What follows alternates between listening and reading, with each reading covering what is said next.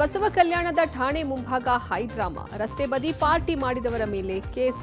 ನೇತ್ರಾವತಿ ನದಿ ತೀರದಲ್ಲಿ ರಾಶಿ ಆಧಾರ್ ಕಾರ್ಡ್. ಸಚಿನ್ ಪುತ್ರನ ಅದ್ಧೂರಿ ಮದುವೆ. ಮತ್ತೆ ಕೇಳಿ ಬಂದ ದಲಿತ ಸಿಎಂ ಕೂಗು. ಕಡಿಮೆ ಬೆಲೆಯ ಚಿನ್ನ, ಮೋಸ ಹೋದ ಉದ್ಯಮಿ. ರಸ್ತೆಗಾಗಿ ಪ್ರತಿಭಟನೆ ನಡೆಸಿದ ರೈತ. ಸಿಕ್ಕಲ್ಲಿ ಕಸ ಹಾಕಿದವರಿಗೆ ಶಾಕ್. ಈ ಎಲ್ಲದರ ಡೀಟೇಲ್ಸ್ ಅನ್ನ ನೋಡ್ತಾ ಹೋಗೋಣ ಕರ್ನಾಟಕ ಟಾಪ್ 20ಯಲ್ಲಿ. ಬೆಳ್ಳಂಬೆಳಗ್ಗೆ ಭ್ರಷ್ಟರಿಗೆ ಲೋಕಾಯುಕ್ತ ಬಿಸಿ ಮುಟ್ಟಿಸಿದೆ. ಬೆಂಗಳೂರಿನ 4 ಕಡೆ ಸೇರಿದಂತೆ ರಾಜ್ಯದ ಹಲವೆಡೆ ಲೋಕಾಯುಕ್ತ ದಾಳಿ ನಡೆಸಿದೆ. KRIDL chief engineer Vasanth V Nayak, BDA ವ್ಯಾಪ್ತಿಯ ಆರ್ಎಫ್ಒ ಡಾಲೇಶ್, ರೈತ ಸೇವಾ ಸಹಕಾರ ಸಂಘದ ಸಿಇಒ ಶಶಿಧರ್ ಮನೆ, ಕಚೇರಿಗಳ ಮೇಲೆ ಲೋಕಾಯುಕ್ತ ದಾಳಿ ಮಾಡಿದೆ. ಯಾದಗಿರಿಯ ವಿದ್ಯುತ್ ಇಲಾಖೆಯ ಉಪ ವಿದ್ಯುತ್ ಪರಿವೀಕ್ಷಕ ವೀರೇಶ್ ಹಿರೇಮಠ್, ಮಂಡ್ಯದ ಲೋಕೋಪಯೋಗಿ ಇಲಾಖೆಯ ಮಂಡ್ಯ ಉಪವಿಭಾಗದ ಎಎಇಎಸ್ ಸತೀಶ್, ಧಾರವಾಡದ ಹಿಂದುಳಿದ ವರ್ಗಗಳ ಮತ್ತು ಅಲ್ಪಸಂಖ್ಯಾತರ ಕಲ್ಯಾಣ ಇಲಾಖೆಯ ತಾಲೂಕು ಹಿಂದುಳಿದ ವರ್ಗಗಳ ಕಲ್ಯಾಣ ಅಧಿಕಾರಿ ಎಂಕೆ ಸೊರಕೋಡ, ಹಾಸನ ಮಹಾನಗರ ಪಾಲಿಕೆಯ ಎಎಇಎಂಸಿ ಸತ್ಯನಾರಾಯಣ, ಮೈಸೂರಿನ ಜಲಭವನದ ಕರ್ನಾಟಕ ನಗರ ನೀರು ಸರಬರಾಜು ಮತ್ತು ಒಳಚರಂಡಿ ಮಂಡಳಿಯ ಎಎಇ ಮತ್ತು ಇಇ ಆಸಿಫ್ ಇಕ್ಬಾಲ್ ಹಾಗೂ ವಿಜಯಪುರದ ಕೃಷ್ಣ ಭಾಗ್ಯ ಜಲ ನಿಗಮದಲ್ಲಿ ಕಿರಿಯ ಇಂಜಿನಿಯರ್ ಆಗಿರುವ ಪ್ರಕಾಶ್ ಪಿಜಿ ಮನೆಗಳ ಮೇಲೂ ಲೋಕಾಯುಕ್ತ ದಾಳಿ ನಡೆಸಿ ಪರಿಶೀಲನೆ ಮುಂದುವರೆಸಿದೆ. ಹಲವು ದಾಖಲೆಗಳನ್ನು ವಶಪಡಿಸಿಕೊಂಡಿದೆ. ಬಿಹಾರ ಮುಖ್ಯಮಂತ್ರಿ ನಿತೀಶ್ ಕುಮಾರ್ ರಾಜೀನಾಮೆ ನೀಡುವುದನ್ನು ದೃಢಪಡಿಸಿದ್ದಾರೆ.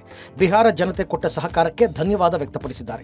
ಮುಂದಿನ ಬಿಹಾರ ಮುಖ್ಯಮಂತ್ರಿಗೆ ಎಲ್ಲಾ ರೀತಿಯ ಸಹಕಾರ ನೀಡಲಾಗುವುದು ಹಾಗೂ ಬಿಹಾರ ಅಭಿವೃದ್ಧಿಗೆ ಶ್ರಮಿಸಲಾಗುವುದು ಅಂತಲೂ ನಿತೀಶ್ ಕುಮಾರ್ ಹೇಳಿದ್ದಾರೆ. ಈ ಮಧ್ಯೆ ನಾಳೆ ರಾಜ್ಯಸಭಾ ಚುನಾವಣೆಗೆ ನಿತೀಶ್ ಕುಮಾರ್ ನಾಮಪತ್ರ ಸಲ್ಲಿಸಲಿದ್ದಾರೆ. ನಿತೀಶ್ ಕುಮಾರ್ ಹಾಡಿ ಹೊಗಳಿರುವ ಕೇಂದ್ರ ಗೃಹ ಸಚಿವ ಅಮಿತ್ ಶಾ ಬಿಹಾರದ ಅಭಿವೃದ್ಧಿಗೆ ನೀಡಿರುವ ಕೊಡುಗೆಯನ್ನು ಮರೆಯಲು ಸಾಧ್ಯವಿಲ್ಲ ಅಂತ ಹೇಳಿದ್ದಾರೆ. ರಾಷ್ಟ್ರ ರಾಜಕಾರಣಕ್ಕೆ ನಿತೀಶ್ ಕುಮಾರ್ ಸೇವೆ ಬಳಸಿಕೊಳ್ಳಲಾಗುವುದು ಅಂತಲೂ ಅಮಿತ್ ಶಾ ಹೇಳಿದ್ದಾರೆ. ಮೌಲ್ವಿಗಳ ಮೇಲೆ ಅಪರಿಚಿತರು ಹಲ್ಲೆ ಮಾಡಿದ ಪ್ರಕರಣ ಸಂಬಂಧ ಠಾಣೆ ಮುಂದೆ ಹೈಡ್ರಾಮಾ ಮಾಡಿದವರ ಮೇಲೆ ಎಫ್ಐಆರ್ ದಾಖಲಾದ 49 ಜನರ ಪೈಕಿ 20 ಜನರನ್ನ ಬೀದರ್ ಪೊಲೀಸರು ಬಂಧಿಸಿದ್ದಾರೆ. ಮಂಗಳವಾರ ರಾತ್ರಿ ಘಟನೆ ನಡೆದ ಬಳಿಕ ಬೀದರ್ ಜಿಲ್ಲೆ ಬಸವ ಕಲ್ಯಾಣ ನಗರ ಠಾಣೆ ಮೇಲೆ ಉದ್ರಿಕ್ತರು ಕಲ್ಲು ತೂರಾಟ ನಡೆಸಿ ಠಾಣೆಗೆ ಹಾನಿ ಮಾಡಿದ ದೃಶ್ಯಗಳು ಘಟನೆಯ ಭೀಕರತೆ ಬಿಚ್ಚಿಟ್ಟಿವೆ. ಠಾಣೆ ಮುಂಭಾಗದಲ್ಲಿ ಕಲ್ಲು ತೂರಾಟದಿಂದ ಡಿಎಆರ್ ವ್ಯಾನ್ ಸೇರಿದಂತೆ ಹಾನಿಯ ಎಕ್ಸ್ಕ್ಲೂಸಿವ್ ದೃಶ್ಯಗಳು ಪಬ್ಲಿಕ್ ಟಿವಿಗೆ ಲಭ್ಯವಾಗಿದ್ದು, ಉದ್ರಿಕ್ತರ ಗುಂಪಿನಿಂದ ಎಸೆದ ಕಲ್ಲುಗಳಿಂದ ಪೊಲೀಸ್ ವಾಹನಕ್ಕೆ ಹಾನಿಯಾಗಿದೆ. ಇಲಾಖೆಯ ಆಸ್ತಿ ಹಾನಿ ಹಾಗೂ ಪೊಲೀಸರ ಮೇಲೆ ಹಲ್ಲೆಗೆ ಸಂಬಂಧಪಟ್ಟಂತೆ 49 ಆರೋಪಿಗಳ ಪೈಕಿ 20 ಆರೋಪಿಗಳ ಬಂಧನ ಮಾಡಿ ಪೊಲೀಸರು ತೀವ್ರ ವಿಚಾರಣೆ ಮಾಡ್ತಾ ಇದ್ದಾರೆ. ಘಟನೆಯ ಸುತ್ತಲಿನ ಸಿಸಿಟಿವಿ ದೃಶ್ಯ ಆಧರಿಸಿ ಬಸವ ಕಲ್ಯಾಣ ಪೊಲೀಸರು ಆರೋಪಿಗಳ ಪತ್ತೆ ಹಚ್ಚುತ್ತಾ ಇದ್ದಾರೆ. ಪ್ರಕರಣ ಸಂಬಂಧ ಬಸವ ಕಲ್ಯಾಣ ಪೊಲೀಸರಿಂದ ತನಿಖೆ ತೀವ್ರಗೊಂಡಿದೆ. ಬೆಳಗಾವಿ ನಗರದಲ್ಲಿ ಕಾರುಗಳನ್ನೇ ಬಾರ್ ಮಾಡಿಕೊಂಡವರಿಗೆ ಬೆಳಗಾವಿ ಪೊಲೀಸರು ಶಾಕ್ ಕೊಟ್ಟಿದ್ದಾರೆ. ರಸ್ತೆ ಪಕ್ಕ ಕಾರು ನಿಲ್ಲಿಸಿ ಮದ್ಯ ಸೇವಿಸುತ್ತಿದ್ದವರ ವಿರುದ್ಧ ಕೇಸ್ ದಾಖಲಿಸಿದ್ದಾರೆ. ಬೆಳಗಾವಿ ಮಹಾನಗರದಲ್ಲಷ್ಟೇ ಈವರೆಗೆ ಇಂತಹ 24 ಪ್ರಕರಣಗಳು ದಾಖಲಾಗಿವೆ. ಒಂದು ವಾರದಲ್ಲಿ 24 ಪ್ರಕರಣಗಳ ಪೈಕಿ 36 ಜನರ ವಿರುದ್ಧ ಪೊಲೀಸರು ಕ್ರಮ ಜರುಗಿಸಿದ್ದಾರೆ. ಸಾರ್ವಜನಿಕ ಸ್ಥಳ, ಕಾರು, ಜಮೀನು, ಮೈದಾನ ಸೇರಿದಂತೆ ವಿವಿಧೆಡೆ ಪಾರ್ಟಿ ಮಾಡ್ತಿದ್ದವರಿಗೆ ಮಹಾಸಾಗರ ಪೊಲೀಸರು ಈ ಮೂಲಕ ಬಿಸಿ ಮುಟ್ಟಿಸಿದ್ದಾರೆ. ಬಾರ್ ಅಂಡ್ ರೆಸ್ಟೋರೆಂಟ್ ಇರುವಾಗಲೂ ಕಾರಲ್ಲಿ ಕುಳಿತು ಎಣ್ಣೆ ಪಾರ್ಟಿ ಮಾಡುತ್ತಿದ್ದವರಿಗೆ ಹಾಗೂ ರಸ್ತೆ ಪಕ್ಕ ಕಾರಲ್ಲಿ ಕುಳಿತು ಎಣ್ಣೆ ಪಾರ್ಟಿ ಮಾಡುವವರಿಗೂ ಸಹ ಪೊಲೀಸ್ ಆಯುಕ್ತ ಭೂಷಣ್ ಬೊರಸೆ ಎಚ್ಚರಿಕೆ ಕೊಟ್ಟಿದ್ದಾರೆ. ರಸ್ತೆ ಅಕ್ಕಪಕ್ಕ ರಾತ್ರಿ ವೇಳೆ ನಿಲುಗಡೆಯಾಗುವ ಕಾರುಗಳನ್ನು ತಪಾಸಣೆ ಮಾಡಲು ಪೊಲೀಸರು ಆರಂಭ ಮಾಡಿದ್ರು. ಆ ಮೂಲಕ ಡ್ರಂಕ್ ಅಂಡ್ ಡ್ರೈವ್ ಪ್ರಕರಣ ತಗ್ಗಿಸಲು ಬೆಳಗಾವಿ ಪೊಲೀಸರು ಮುಂದಾಗಿದ್ರು. ಹೀಗೆ ಪರಿಶೀಲನೆ ಮಾಡುವ ವೇಳೆ 24 ಪ್ರಕರಣಗಳನ್ನು ಬೆಳಗಾವಿ ಪೊಲೀಸರು ದಾಖಲಿಸಿದ್ದಾರೆ. ಈ ಪಬ್ಲಿಕ್ ಪ್ಲೇಸ್ನಲ್ಲಿ ಯಾರು ಕುಡಿತಾರೆ ಅವರ ಮೇಲೆ ಎಕ್ಸೈಸ್ ಆ್ಯಕ್ಟ್ನಲ್ಲಿ ಮತ್ತು ಕರ್ನಾಟಕ ಪೊಲೀಸ್ ಆ್ಯಕ್ಟ್ ಪ್ರಕಾರ ನಾವು ಅವರ ಮೇಲೆ ಕಾನೂನು ಕೇಸ್ ದಾಖಲು ಮಾಡ್ತಾಯಿದ್ದೀವಿ. ಒಂದು ವಾರದಲ್ಲಿ ನಾವು 24 ಕೇಸಸ್ ಮಾಡಿದ್ದೀವಿ. 36 ಜನರಿಗೆ ಸೆಕ್ಯೂರ್ ಮಾಡಿದ್ದೀವಿ. ಅವ್ರದ್ದು ಡಿಜಿಟಲ್ ರೆಕಾರ್ಡ್ ಕೂಡ ಮೇಂಟೈನ್ ಮಾಡ್ತಾಯಿದ್ದೀವಿ. ನೇತ್ರಾವತಿ ನದಿ ತೀರದಲ್ಲಿ ರಾಶಿ ಆಧಾರ್ ಕಾರ್ಡ್ಗಳು ಪತ್ತೆಯಾಗಿವೆ. ಮಂಗಳೂರು ವಿಧಾನಸಭಾ ಕ್ಷೇತ್ರದ ಪುದು ಗ್ರಾಮದ ಫರಂಗಿಪೇಟೆಯ ನೇತ್ರಾವತಿ ನದಿ ತಟದಲ್ಲಿ ಅಪಾರ ಪ್ರಮಾಣದ ಆಧಾರ್ ಕಾರ್ಡ್ಗಳು ಪತ್ತೆಯಾಗಿವೆ. ಆಧಾರ್ ಕಾರ್ಡ್ಗಳ ರಾಶಿ ಕಂಡ ಕೂಡಲೇ ಗ್ರಾಮ ಪಂಚಾಯಿತಿ ಅಧ್ಯಕ್ಷರಿಗೆ ಸ್ಥಳೀಯರು ಮಾಹಿತಿ ನೀಡಿದ್ದಾರೆ. ಸ್ಥಳಕ್ಕೆ ಧಾವಿಸಿದ ಪಂಚಾಯತ್ ಅಧ್ಯಕ್ಷರು ಸಾವಿರಾರು ಆಧಾರ್ ಕಾರ್ಡ್ಗಳನ್ನು ಸಂಗ್ರಹಿಸಿದ್ದಾರೆ. ಇಷ್ಟೊಂದು ದೊಡ್ಡ ಪ್ರಮಾಣದ ಆಧಾರ್ ಕಾರ್ಡ್ಗಳು ನದಿ ತೀರಕ್ಕೆ ಬಂದಿತು ಹೇಗೆ ಅಂತ ಸ್ಪೀಕರ್ ಯುಟಿ ಖಾದರ್ ಪ್ರಶ್ನೆ ಮಾಡಿದ್ದಾರೆ. ಈ ಕೃತ್ಯದ ಹಿಂದೆ ಇರುವವರನ್ನ ತಕ್ಷಣ ಪತ್ತೆ ಹಚ್ಚಿ ಕಾನೂನು ಕ್ರಮ ಕೈಗೊಳ್ಳುವಂತೆ ಪೊಲೀಸರಿಗೆ ಸೂಚನೆ ಕೊಟ್ಟಿದ್ದಾರೆ. ಆದರೆ ನೇತ್ರಾವತಿ ತಟದಲ್ಲಿ ಪತ್ತೆಯಾದ ಕಾರ್ಡ್ಗಳ ಅಸಲಿಯತ್ತು ತಿಳಿಯಲು ಉನ್ನತ ಮಟ್ಟದ ತನಿಖೆಗೆ ಸಾರ್ವಜನಿಕರು ಆಗ್ರಹಿಸಿದ್ದಾರೆ. ನಾವು ಮನೆಯವರು ಒಂದು ಆಧಾರ್ ಕಾರ್ಡಿಗೆಗೋಸ್ಕರ ಮನೆಯವರು ನಾವು ಪೋಸ್ಟಲ್ಲಿ ಬರ್ತದೆ ಅಂತ ಕಾಯ್ತಿರುವಾಗ ಇಷ್ಟು ತನಕ ಅವರ ಮನೆಗೆ ಮುಟ್ಟದೆ ನದಿಗೆ ರಾಶಿ ಹಾಕಿ ನದಿಗೆ ಬಂದು ಹಾಕಿ ಅವರ ಒಂದು ಬೇಜವಾಬ್ದಾರಿಯನ್ನು ಮಾಡಿದ್ದು. ಇದನ್ನು ಕೂಡಲೇ ಇದಕ್ಕೆ ಸಂಬಂಧಪಟ್ಟ ಇದು ಯಾರು ಈ ಕೆಲಸ ಮಾಡಿದ್ದಾರೆ ಅವರ ಮೇಲೆ ಅಧಿಕಾರಿಗಳು, ಮೇಲಧಿಕಾರಿಗಳು ಅವರ ಮೇಲೆ ಕ್ರಮ ತೆಗೆಬೇಕಂತ ಕೂಡ ನಾವು ಗ್ರಾಮ ಪಂಚಾಯತಿಯ ಪರವಾಗಿ ಮತ್ತು ಸಲಹೆಯವರ ಪರವಾಗಿ ನಾವು ವಿನಂತಿಸ್ತೇವೆ. ಟೀಂ ಇಂಡಿಯಾದ ಮಾಜಿ ಕ್ರಿಕೆಟ್ ಆಟಗಾರ ಸಚಿನ್ ತೆಂಡೂಲ್ಕರ್ ಪುತ್ರ ಅರ್ಜುನ್ ತೆಂಡೂಲ್ಕರ್ ವಿವಾಹ ದಕ್ಷಿಣ ಮುಂಬೈನ ಖಾಸಗಿ ಹೋಟೆಲ್ನಲ್ಲಿ ಅದ್ದೂರಿಯಾಗಿ ನಡೆದಿದೆ. ಬಾಲ್ಯದ ಗೆಳತಿ ಸಾನಿಯಾ ಚಂದೋಕ್ ಜೊತೆಗೆ ಹಸೆಮಣೆ ಏರಿದ ಅರ್ಜುನ್ ತೆಂಡೂಲ್ಕರ್ ವಿವಾಹಕ್ಕೆ ಕ್ರಿಕೆಟಿಗರು, ಬಾಲಿವುಡ್ ನಟರು ಸಾಕ್ಷಿಯಾಗಿದ್ರು. ಮಾಜಿ ಆಟಗಾರರಾದ ಮಹೇಂದ್ರ ಸಿಂಗ್ ಧೋನಿ, ರಾಹುಲ್ ದ್ರಾವಿಡ್, ಯುವರಾಜ್ ಸಿಂಗ್, ಸುನಿಲ್ ಗವಾಸ್ಕರ್, ವೀರೇಂದ್ರ ಸೆಹ್ವಾಗ್ ಸೇರಿದಂತೆ ಮಹಾನ್ ಆಟಗಾರರು ಸಾಕ್ಷಿಯಾಗಿದ್ರು. ಪವರ್ ಶೇರಿಂಗ್ ಗೊಂದಲದ ನಡುವೆ ಮತ್ತೆ ದಲಿತ ಸಿಎಂ ಕೂಗು ಕೇಳಿಬಂದಿದೆ.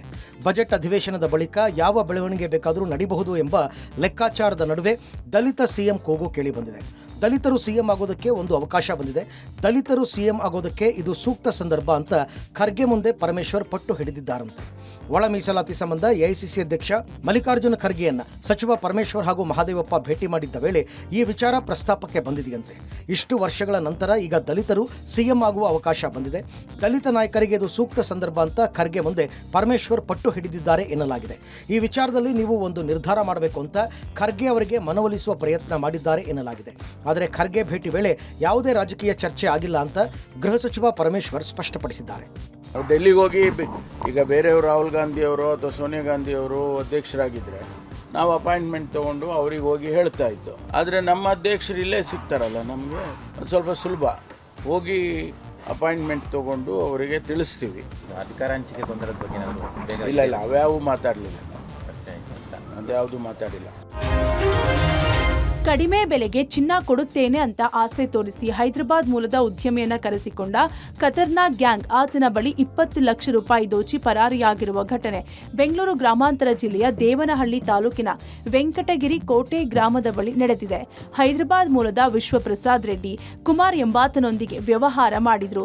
ಕುಮಾರ್ ತನ್ನ ಬಳಿ 4 ಕೆಜಿ ಚಿನ್ನದ ನಾಣ್ಯಗಳಿದ್ದು ಕೇವಲ 20 ಲಕ್ಷಕ್ಕೆ 1 ಕೆಜಿ ಚಿನ್ನದ ನಾಣ್ಯಗಳನ್ನ ಕೊಡುವುದಾಗಿ ಹೇಳಿ ಕರೆಸಿಕೊಂಡಿದ್ದ.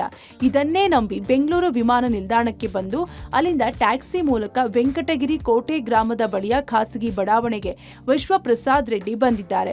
ವಿಶ್ವಪ್ರಸಾದ್ ರೆಡ್ಡಿ ಬಂದ ಕೂಡಲೇ ಅವರ ಮೇಲೆ ಹಲ್ಲೆ ನಡೆಸಿ ಅವರ ಬಳಿ ಇದ್ದ 20 ಲಕ್ಷ ರೂಪಾಯಿ ಹಣ ಹಾಗೂ ಮೊಬೈಲ್ ಅನ್ನ ಕಸಿದುಕೊಂಡು 6 ಮಂದಿ ದುಷ್ಕರ್ಮಿಗಳು ಎಸ್ಕೇಪ್ ಆಗಿದ್ದಾರೆ. ಪ್ರಕರಣ ಸಂಬಂಧ ವಿಜಯಪುರ ಪೊಲೀಸರು ಘಟನಾ ಸ್ಥಳಕ್ಕೆ ಭೇಟಿ ನೀಡಿ ಪರಿಶೀಲನೆ ನಡೆಸಿದ್ದು ದುಷ್ಕರ್ಮಿಗಳ ಬಲೆಗಾಗಿ ತನಿಖೆ ನಡೆಸಿದ್ದಾರೆ.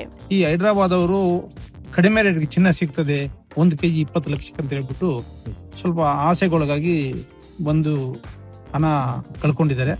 ಈ ಬಗ್ಗೆ ನಾವು ವಿಜಯಪುರ ಪೊಲೀಸ್ ಸ್ಟೇಷನ್ಲಿ ಡಕಾಯಿತಿ ಪ್ರಕರಣ ದಾಖಲು ಮಾಡಿದ್ದೇವೆ. ಯಾಕಂದ್ರೆ 6 ಜನ ಇರ್ತಾರೆ. ಕಾರ್ಖಾನೆಗಳ ವಾಹನಗಳ ಸಂಚಾರದಿಂದ ಬೇಸತ್ತ ರೈತ ರಸ್ತೆ ಬಂದ್ ಮಾಡಿ ನಡು ರಸ್ತೆಯಲ್ಲಿ ಧ್ವಜ ನೆಟ್ಟು ಪ್ರತಿಭಟಿಸಿದ ಘಟನೆ ಕೊಪ್ಪಳ ತಾಲೂಕಿನ ಹಿರೇಬಗನಾಳ ಗ್ರಾಮದಲ್ಲಿ ನಡೆಯಿತು. ಹಿರೇಬಗನಾಳ ಕುಣಿಕೇರಿ ತಾಂಡಾಗೆ ಸಂಪರ್ಕ ಕಲ್ಪಿಸುವ ರಸ್ತೆ ಕಾರ್ಖಾನೆಗಳ ವಾಹನಗಳ ಸಂಚಾರದಿಂದ ಹಾಳಾಗಿದೆ. ಅಲ್ಲದೆ ಧೂಳಿನಿಂದಾಗಿ ಗ್ರಾಮಸ್ಥರಲ್ಲಿ ಆರೋಗ್ಯ ಸಮಸ್ಯೆಯೂ ಹೆಚ್ಚಾಗಿದೆ ಎಂದು ರೈತನ ಆರೋಪ. ಹಾಳಾದ ರಸ್ತೆಯಲ್ಲಿ ಐರನ್ ಕಾರ್ಖಾನೆ ಸಿಬ್ಬಂದಿ ಜಲ್ಲಿಕಲ್ಲು ತಂದು ಪ್ಯಾಚ್ ವರ್ಕ್ ಮಾಡಲು ಮುಂದಾಗಿದ್ರು.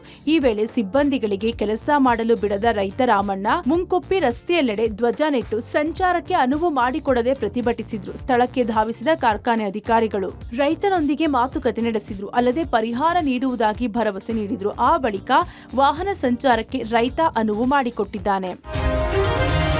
ರಾತ್ರಿ ವೇಳೆ ಕದ್ದು ಮುಚ್ಚಿ ಎಲ್ಲಂದ್ರಲ್ಲಿ ಕಸ ಹಾಕುವವರಿಗೆ ತುಮಕೂರು ನಗರದ ಹಲವು ಕಡೆಗಳಲ್ಲಿ ತಡರಾತ್ರಿ ಕಾರ್ಯಾಚರಣೆ ನಡೆಸಿದ ಪಾಲಿಕೆ ಅಧಿಕಾರಿಗಳು ಕದ್ದು ಮುಚ್ಚಿ ಎಲ್ಲಂದ್ರಲ್ಲಿ ಕಸ ಹಾಕುವವರಿಗೆ ರೆಡ್ ಹ್ಯಾಂಡ್ ಆಗಿ ಹಿಡಿದು ದಂಡ ಹಾಕಿದ್ದಾರೆ. ದಿನನಿತ್ಯ ಬೆಳಗ್ಗೆ ಕಸದ ಗಾಡಿಗಳು ಬಂದ್ರು ಖಾಲಿ ನಿವೇಶನ ರಸ್ತೆ ಬದಿಗಳಲ್ಲಿ ಕಸ ಬಿಸಾಕಿ ಹೋಗ್ತಿದ್ರು. ಇದರಿಂದಾಗಿ ಬೇಸತ್ತ ಅಧಿಕಾರಿಗಳು ತಡರಾತ್ರಿ ಕಾರ್ಯಾಚರಣೆ ಆರಂಭಿಸಿದ್ರು. ಈ ವೇಳೆ ಕದ್ದು ಮುಚ್ಚಿ ಎಲ್ಲಂದ್ರಲ್ಲಿ ಕಸ ಹಾಕುವವರು ಸಿಕ್ಕಿಬಿದ್ರು.